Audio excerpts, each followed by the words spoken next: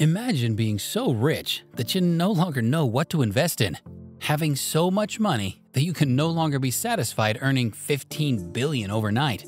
Being able to buy an entire island and wanting to be its dictator. That's what Larry Ellison did, and this is his kingdom. Hawaii is a paradise that attracts 10 million tourists each year. However, things had changed. Since 2012, it has been a little less accessible. One of the archipelago's 8 islands, Lanai, was sold about 12 years ago. The price? $300 million. An insane amount to many, but not to this buyer. Indeed, to Larry Ellison, $300 million is insignificant, considering that his wealth in 2024 is $121 billion. But who is Larry Ellison? Larry Ellison was born in 1944 and is an entrepreneur and computer scientist. But the reason he's so wealthy is he is the co-founder of Oracle. According to Forbes, he is currently ranking as the 5th richest man in the world, only behind Bernard Arnault, Elon Musk, Jeff Bezos, and Mark Zuckerberg. Some interesting details about his personal life are that he has been married 4 times and has 2 children. He has a pilot's license and owns 2 planes, an Italian training plane and a decommissioned Russian fighter jet. He is also a boat enthusiast, so much so that he was the owner of one of the largest yachts in the world and the founder of an America's Cup boat. He has a collection of classic cars and owns the Indian Wells tennis complex. He has an immense and varied estate. Between 2004 and 2005, he bought about 12 mansions in Malibu, in addition to a residence in Rhode Island and a grandiose California mansion costing $15 million, which he actually renovated for $200 million. Ellison has been called by his biographer a modern Genghis Khan. When the pandemic came along, Ellison was one unhappy camper, so he moved from San Francisco Bay to Lanai in 2020, of which he acquired 98% of the territory, including 90,000 acres of land, 2 Four Seasons resorts, and a small town of 3,200 people. The island, however, is not new to this kind of transaction. In fact, the person who sold it is another entrepreneur, Rupert Murdoch. And he is certainly not the first. Other private individuals have preceded him taking possession of this piece of paradise since the 19th century. Ellison's intent has always been to turn the island into a luxury, self-sufficient tourist destination featuring sustainable agriculture and powered by renewable energy.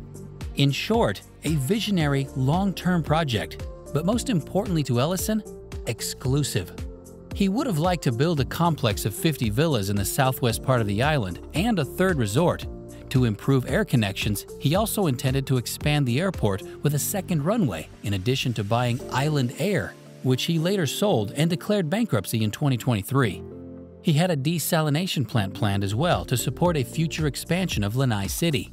Although these projects were not realized, the new master instead wasted no time in renovating one of the 2 resorts for the modest sum of $450 million.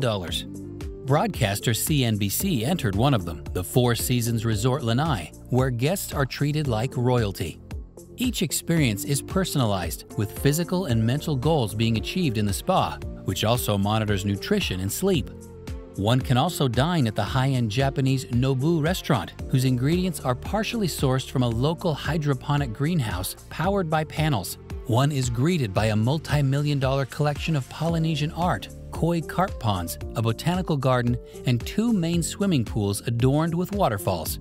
There is also a golf course designed by former golfer Jack Nicklaus and frequented by Bill Gates, who married right here on the 17th hole.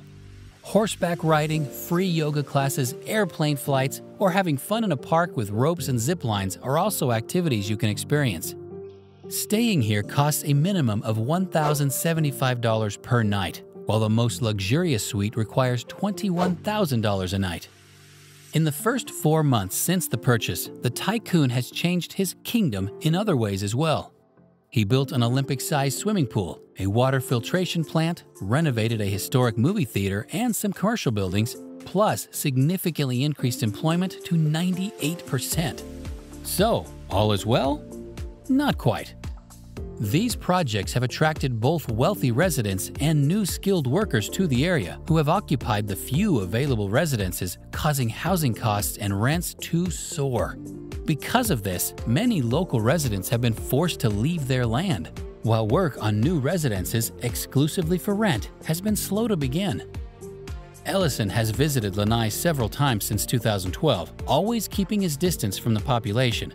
But since the start of the pandemic, his control over the territory has gradually tightened. In fact, he has bought dozens of houses and businesses and imposed 30-day contracts on all business premises, which are renewable and can be changed according to his needs. This, in effect, prevents anyone else from opening businesses and contributes to the great economic uncertainty.